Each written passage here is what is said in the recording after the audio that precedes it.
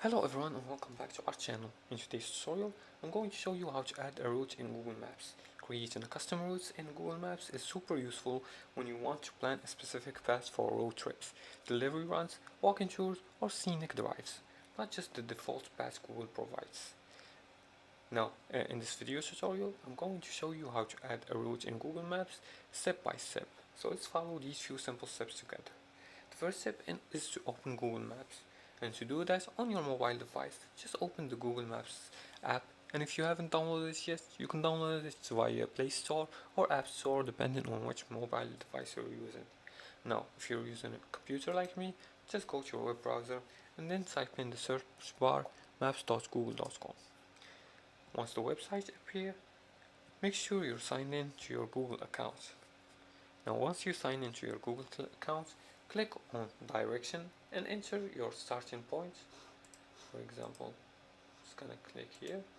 I'm gonna enter, you can go here, see, click on directions, and here you're gonna choose the starting point.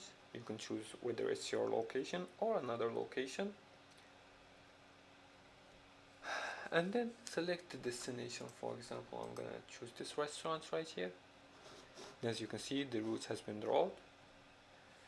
The third step is to add stops to customize the route.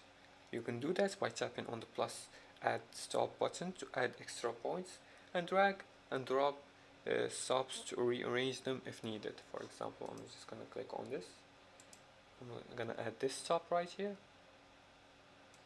and you can rearrange the order so you can know which one you're gonna head to first. As for the fourth step, which is optional, you can use My Maps for custom routes. For detailed planning, go to Google My Maps and you can draw lines, set paths, and save and share your route with others. Adding a route in Google Maps is great for tailoring travel to your needs. Whether it's for fun, logistics, or work, custom routes keep you organized and on track. If you like this video and found this helpful, please like and subscribe. Feel free to leave comments below the video if you have further more questions about this topic. Thanks for watching and see you again in the next tutorial.